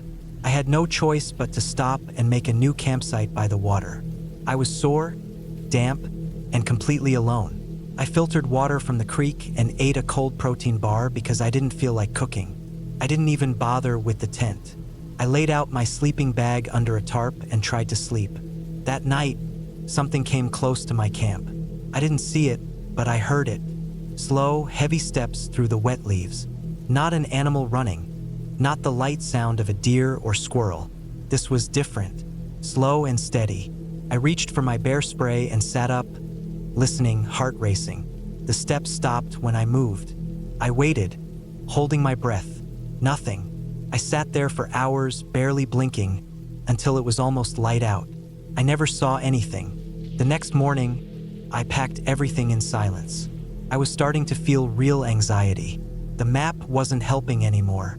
I had no way to tell exactly where I was. All I knew was I was far off course. I figured if I just kept following the creek, it would eventually lead to a road or something. That made sense in theory. But around midday, the creek split. There were two branches, and neither one looked bigger than the other. I picked the one going more south and hoped I was right. That was a mistake. That branch led me deeper into thick woods where the ground turned to swamp.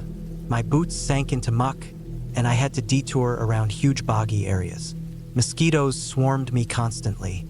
I used every bit of bug spray I had, and it barely helped.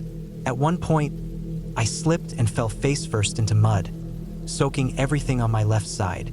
My water filter clogged after pulling from a stagnant pool, and I had to clean it with shaking hands. My food was running low. I had 2 bars, a pack of jerky, and a crushed granola bag. The fear started to grow. Not panic, not yet, but fear. The kind that sits low in your stomach and doesn't leave. That night, I camped on a dry patch near a half-dead tree. I didn't sleep. I heard branches cracking in the distance, the kind of sound that makes you stop breathing. Then silence. Then another snap. Every time I moved, it stopped. I never saw anything, but I was sure something was out there, something big. By day 4, I was completely disoriented. My legs were shaking from lack of rest. I kept thinking I'd see a sign, a trail, a marker, even trash, but there was nothing, just endless woods and the sound of my own heartbeat. Then I ran out of water. The creek had vanished, and I was too scared to try any more stagnant puddles. I licked dew-off leaves in the morning and tried to conserve what little I had left in my bladder. My lips were cracked, and my throat felt like sandpaper. That afternoon, I saw something that nearly made me cry. A boot print, not mine. It was deep in the mud, pointing west. I followed it for hours. Then it was gone. Just one print. That was it. No others. I felt something shift in my brain that day. I wasn't calm anymore. I was just surviving. When night fell, I didn't even set up camp. I curled up under a tree, shaking and whispering to myself. I don't even remember what I said. Maybe I was trying to convince myself I'd be found. By day 5, I was barely able to walk. My feet were covered in blisters, my legs scraped raw. I hadn't eaten in 24 hours. My tongue felt thick in my mouth. I started seeing shapes in the trees. Not people, just shapes. My mind playing tricks on me. Around midday, I stumbled into a clearing. It looked familiar, and then I saw it. The rusted bolts in a rock slab. The old fire lookout. I had made a full circle. I was back on the ridge. I stood there for 10 minutes just staring. All that walking, all that pain, and I was back where I had started 2 days ago. But that saved me. I checked the sun and figured out the direction I had originally come from. I turned around and forced myself to hike back that same way.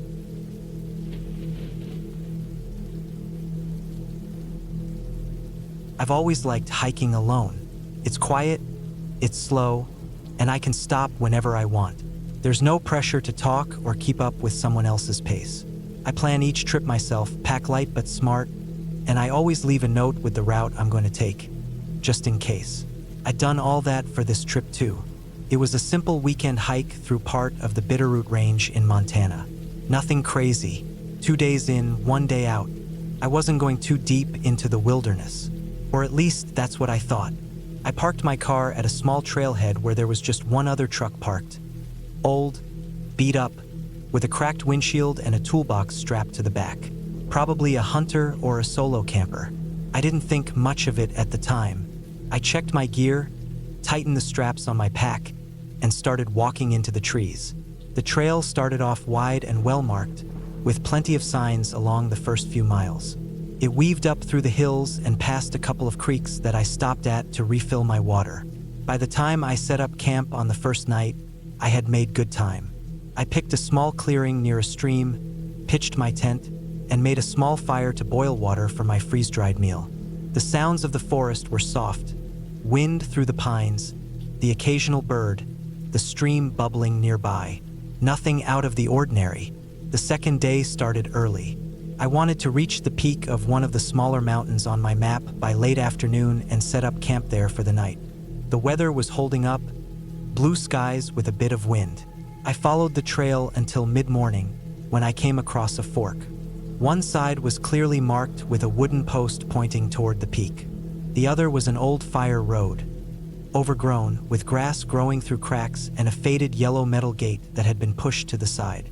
I knew from my map that the fire road cut across the slope and reconnected with the main trail further up. It looked like a shortcut, maybe shaving off an hour or two of hiking. I stood there for a minute, checking my map, judging the terrain. I knew what they always said, don't go off trail.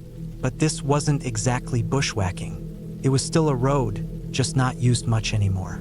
I figured I'd be fine, so I took the shortcut. The fire road was wide and easy at first. The trees were dense but not thick enough to block all the sunlight. For the first 30 minutes, I moved quickly, keeping an eye out for loose rocks or potholes. The incline was easy, and I felt good about my decision. But as I kept going, the road became harder to follow. Grass was getting higher, and young saplings were starting to grow in the middle. The road dipped into a small valley and then curved around a rocky hill, and that's when I started seeing old equipment. A rusted-out dozer sat tilted in a ditch, its tracks buried in dirt and moss. Nearby, a broken-down trailer had collapsed in on itself, rotting plywood and shattered windows all around. The place felt forgotten. I stopped for a break near the dozer and drank some water. The air was still, too still. That's when I noticed something odd. No birds, no insects either, just the wind. That uneasy kind of silence that feels wrong even if you can't explain why. I figured I was just spooking myself, so I pushed on. The road narrowed more as I climbed. Eventually, it turned into more of a path, barely visible in some places.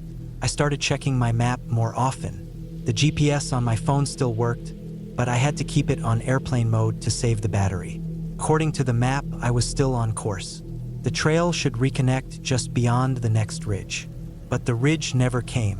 Instead, the path dropped steeply into a gully filled with dense trees and tangled undergrowth.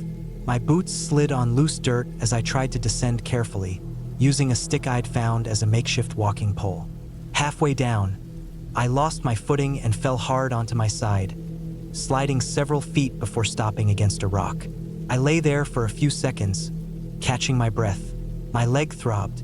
I checked for injuries, just a deep scrape on my thigh and a bruised hip. I was lucky. I stood up slowly, dusted myself off, and kept going. The sun had shifted lower, shadows stretching through the trees. I realized I hadn't seen a single trail marker in over an hour. I checked the map again. I was off course. It didn't make sense. I should have rejoined the main trail by now. I zoomed out on my GPS and saw that I was further west than I thought. The shortcut had curved more than I expected. I decided to cut east, hoping to intersect with the main trail. But the terrain fought me the whole way. Thorn bushes tore at my clothes. Fallen logs blocked the way every few steps. I climbed over boulders, ducked under branches, and started losing light fast. My hands were scraped raw, and my arms were covered in welts from the brush. By the time I admitted I wasn't going to make it back to the trail before dark, it was almost too late to set up camp. I found a flat area near a dry creek bed and cleared enough space for my tent. My nerves were frayed, but I kept moving. I forced myself to eat, even though my stomach was tight. The wind picked up, rattling the trees. That night, I slept with my headlamp within reach and my bear spray in my sleeping bag. I didn't sleep much. Branches cracked in the dark. Maybe just animals. Maybe not. I stayed still, breathing shallow, eyes wide open. At one point, I thought I heard something move near my tent, heavy and slow. Not a bear, different cadence. More like a person trying not to be heard. But I didn't see anything when I shined my light. Still, I didn't sleep after that. In the morning, I packed up as fast as I could and started moving east again. I tried to climb a small ridge to get my bearings, but the trees were too thick to see far. My GPS was down to 15% battery. I only turned it on in short bursts to conserve power. Every time I did, I saw that I was barely making progress. Around noon, I spotted something in the trees, a rope, old and frayed, tied between two trees. Below it was a small pile of trash. A rusted can, a boot missing its sole, and what looked like a torn shirt half buried in the dirt. I didn't go closer. My gut told me to keep moving. The rope wasn't part of any campsite. It didn't feel like part of anything normal. It looked more like a warning or a marker, the kind someone puts up not to be found. I moved faster after that, trying to ignore the burning in my legs. The brush scratched my arms. Flies swarmed around me. I was sweating hard even though the air had cooled. I stopped caring about noise. I just wanted out. Then I found the cabin. It was small, built from logs that had gone gray with age. The roof sagged in the middle. No smoke, no signs of life. I stood at the edge of the clearing, staring at it. Part of me wanted to go check if someone was inside, if there was help. But something about it felt wrong. Too quiet, too empty. I backed away and walked around the clearing, keeping my distance. Past the cabin, the trees thinned out a little. I followed a dry wash-up hill, hoping it might lead me back toward higher ground. That's when I saw footprints, barefoot, human, in the soft dirt near the wash. Just a few of them spaced far apart like someone running or hopping. They were fresh. I stopped and looked around. Nothing, just trees and silence. I didn't know what to do, so I kept moving. I didn't stop again that day. I camped far from the wash that night, deep in a hollow with no clear view of the sky. I didn't light a fire. I didn't cook. I just drank water, ate a protein bar, and zipped myself into my tent. I wrapped the tent in my rainfly even though it wasn't raining, hoping it would hide me better. At some point during the night, I heard movement again, closer this time, the kind that's not just animals. Twigs snapped. I held my breath. I could hear breathing, deep, heavy, steady, then silence. I stayed like that until dawn. The next morning, I didn't even bother to eat. I just packed and kept going. My battery was almost dead. I got one last reading from my GPS. It showed a dirt road a couple of miles east. I pushed hard that day. My legs ached. My back screamed. But I didn't stop. I didn't find the road. Instead, I found a fence. Rusted wire, bent posts. I followed it north, figuring it must lead somewhere. A few hours later, I found an old hunting stand built into a tree. Climbed it. From the top, I finally saw it, a service road maybe 2 miles out. I made it there just before sunset. I followed the road down until I found a locked gate. Beyond it, a small parking lot. Empty. No one in sight. But there was a signal. I called for help. When the ranger found me an hour later, I must have looked like hell. My clothes were torn, my face covered in cuts, eyes bloodshot from lack of sleep. I told him the trail I took where I went off course. He listened, nodding slowly. He told me that section of the forest had been closed for a while due to bear activity and old logging sites. People had gotten lost there before. One had disappeared completely 2 years earlier. I didn't tell him about the barefoot prints. I didn't mention the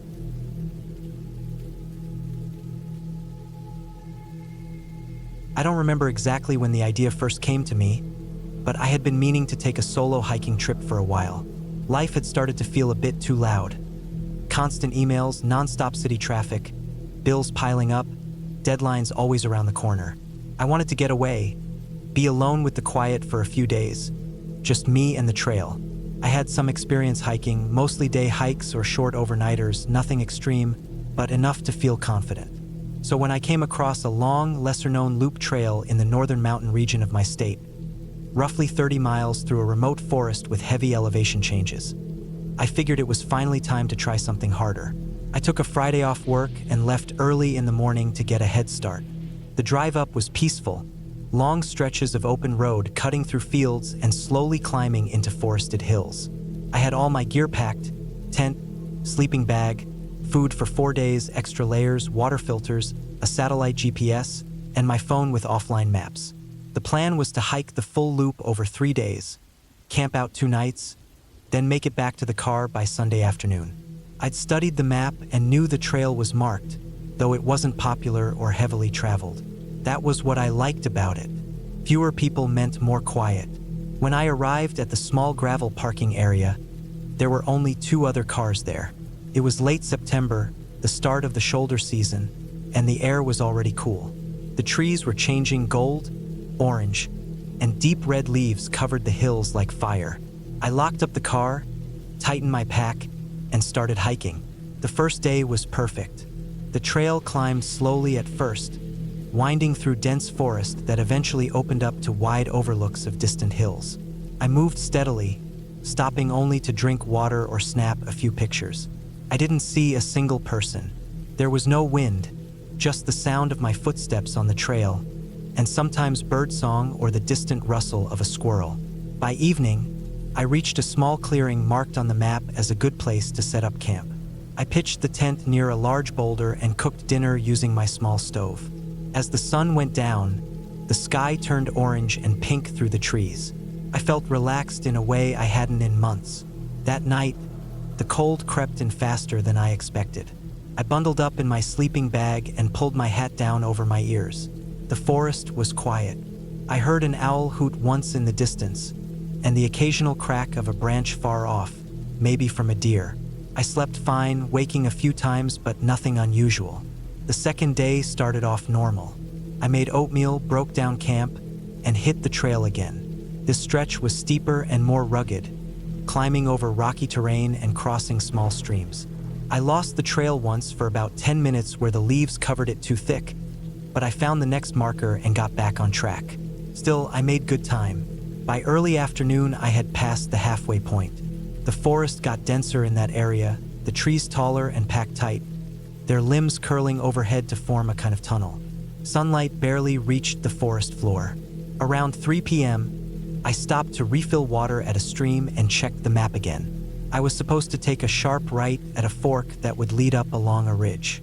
I passed a split in the trail a little while later and turned right, confident it was the one.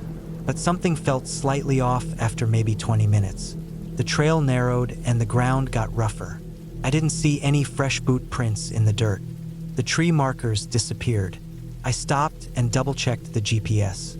The device was blinking slowly, searching for signal. I pulled out my phone, opened the offline map. The dot didn't match the trail I was supposed to be on. I zoomed in and it hit me. I had taken the wrong turn. I wasn't on the ridge trail. I had followed an old, overgrown logging road or animal path by mistake. I cursed quietly and tried to stay calm. I had a few hours of daylight left. I figured I could backtrack quickly and still make it to the right trail before dark. I turned around and started hiking back the way I came. That's when things went wrong. After about 15 minutes, the path I had come down began to vanish under thick layers of dead leaves and pine needles. Everything looked the same. I passed a large, mossy log I swore I had seen earlier, but I wasn't sure. The forest twisted around me. I tried to retrace my steps, but it was like walking in circles. Nothing looked familiar. I couldn't find the split in the trail again. I tried the GPS again, still no signal. I felt a sharp stab of panic in my stomach. I pulled out my compass, checked the map, and figured I needed to head west to reconnect with the loop. I picked a direction and walked. After half an hour, I realized I had no idea if I was heading west or just telling myself I was.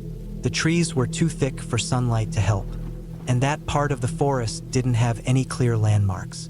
I stopped and sat on a flat rock to think. It was getting colder. The shadows were growing. I had about an hour of daylight left.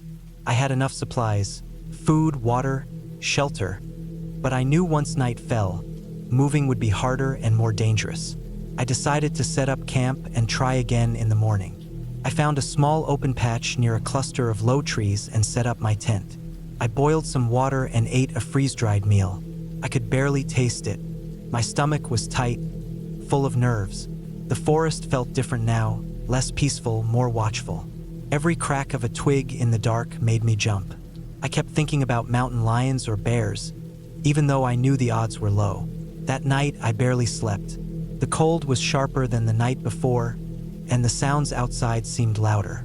Something moved past the tent at one point, snapping twigs as it went. I froze and held my breath. Whatever it was moved on. My heart didn't stop pounding for 20 minutes. By morning, I was exhausted. I packed up quickly and started hiking in what I thought was the right direction. I climbed uphill, hoping to find a ridge or some high point to get a better view. Hours passed. Nothing. The trees kept going. I didn't find a trail. My feet started to ache. My socks were damp with sweat, and my back was sore from the pack. Mid-afternoon, I found a dry creek bed and followed it downhill. Usually, creeks lead to lower ground and sometimes cross trails. I walked for miles. Still nothing. The forest was deeper here, thicker, almost like no one had stepped into it in years. My legs brushed through tall grass and thorny vines. At one point, I slipped on wet rock and bashed my shin. It swelled up quick, making it harder to walk. I stopped and used my emergency kit to wrap it tight. I ate a granola bar and sipped filtered water. I didn't want to admit it, but I was starting to feel scared. I had enough food for maybe 2 more days if I rationed.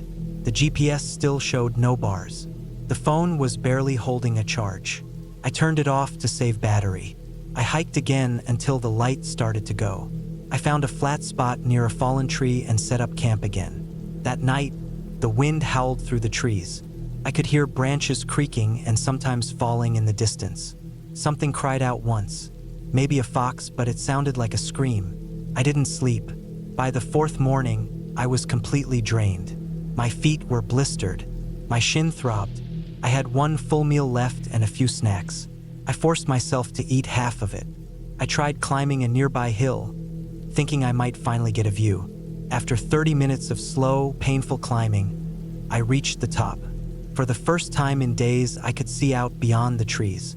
I saw a long ridge in the distance and what looked like a small clearing below it, maybe a logging area or old firebreak. I marked the direction and started hiking toward it. The forest tried to stop me. Thorns tore at my legs. Roots caught my boots. I had to push through thick brush, crawl under low limbs, but I kept going. By late afternoon, I reached the edge of the clearing. It was real. A wide, flat strip of land, overgrown but open. I saw old tire ruts in the dirt. That meant someone had been here. Maybe trucks, maybe people. I followed the ruts downhill. They twisted and faded at points, but I stuck with them. Just before sunset, I heard a noise, something mechanical. I froze and listened. Came again, faint humming like a generator. I limped toward the sound and broke through a line of trees onto a dirt road. At the end of it stood a small cabin, weathered but intact. A solar panel sat on the roof. A windmill creaked slowly beside it. My legs nearly gave out. I didn't see anyone, but I found a fire pit, a water barrel, and a tool shed. There was an emergency radio mounted to the outside wall. I turned it on and listened to static before finally hearing a weak voice. I used the radio to call for help. Took a few tries, but someone answered. They said they'd dispatch a rescue team. They told me to stay put. I slept inside that night. The cabin had a cot and a wood stove. I cried a little sitting by the fire. I hadn't realized how close I'd come to something much worse. The rescue crew arrived the next morning in a four-wheel drive. They said I was about 10 miles off the main loop. No one had used that logging trail.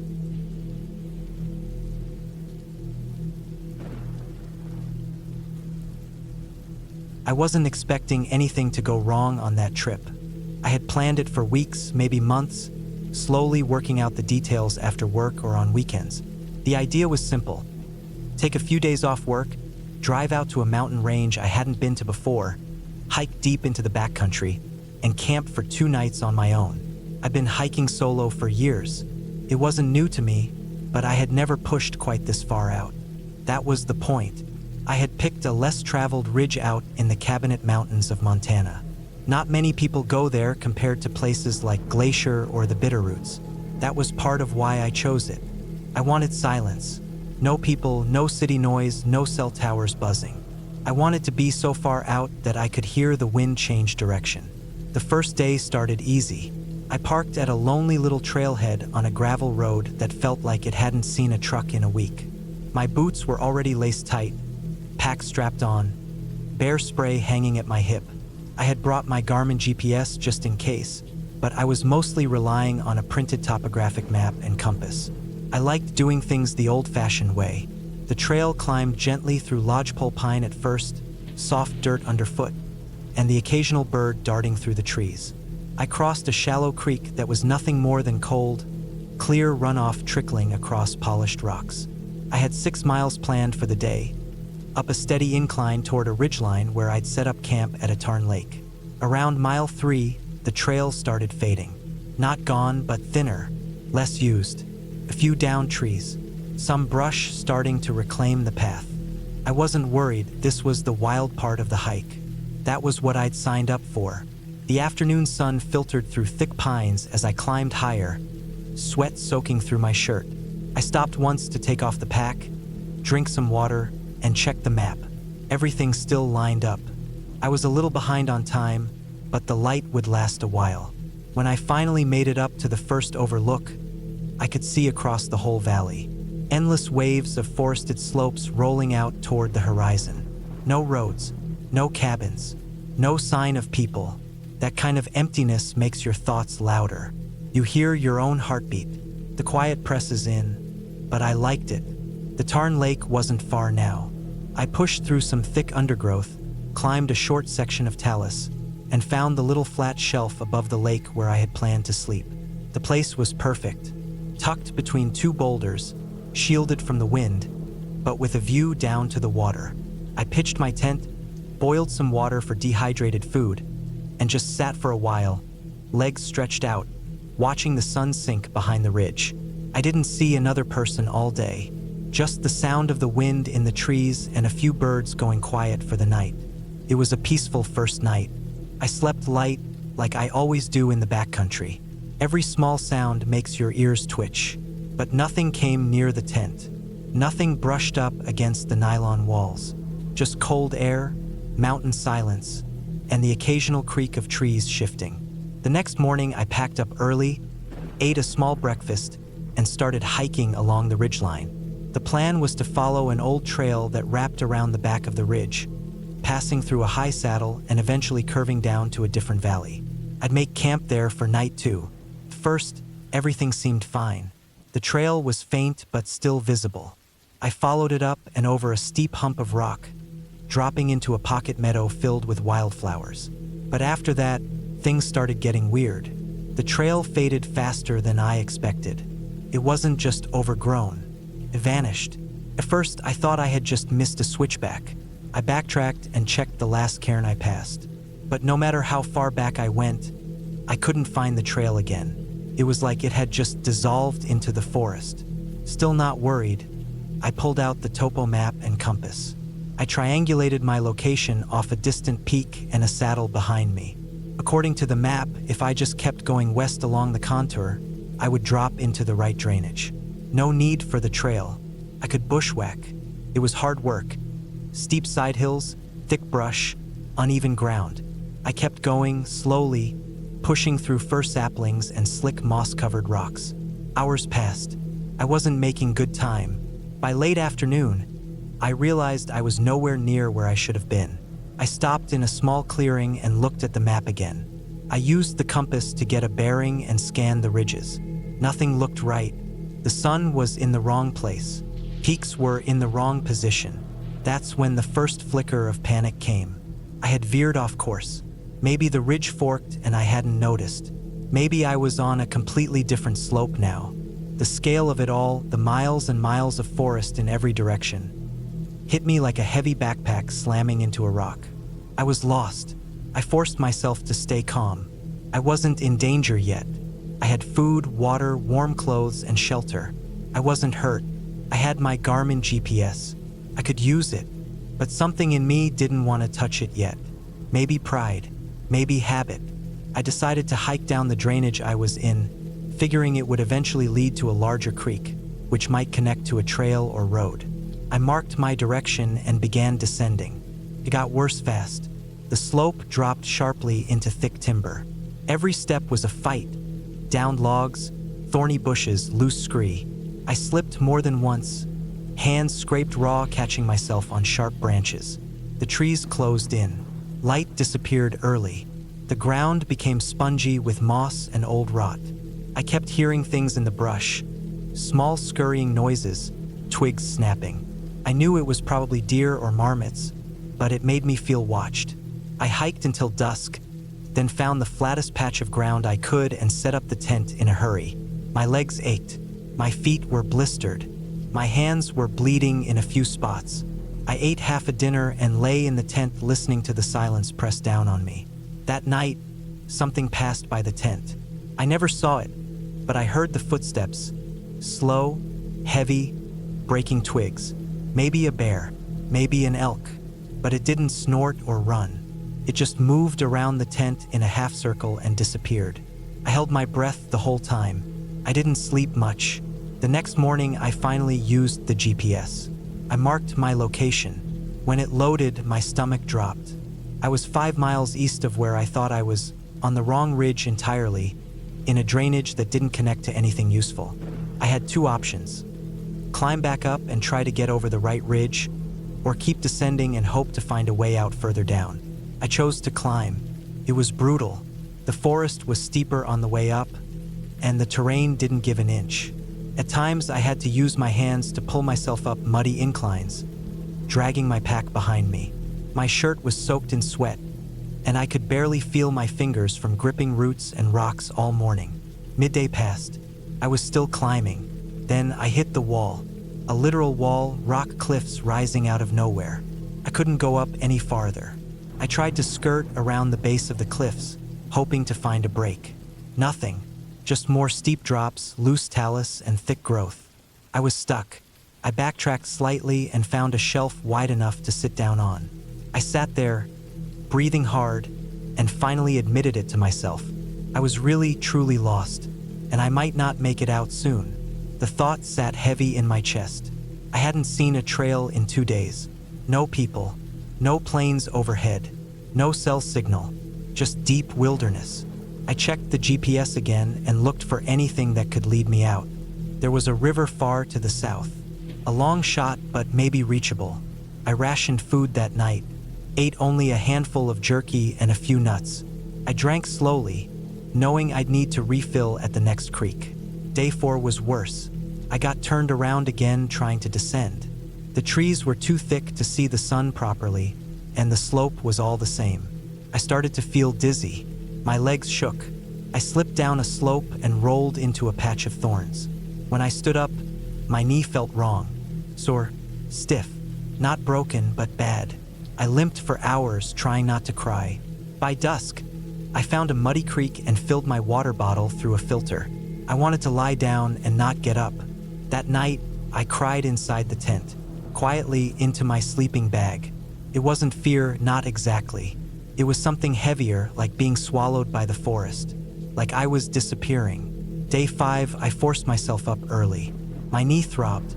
I leaned on a stick I had carved the night before. I pushed south, always south. I crossed a ridge that tore my legs up. Then another. At the top of the second one, I saw something that nearly made me drop to my knees. A power line. Just one, barely visible through the trees. Civilization. I hiked toward it with everything I had. It took most of the day, through brambles and overgrown trails, but I found the maintenance road beneath the line. An old logging road, covered in weeds but real. I followed it for miles, limping. Hours passed.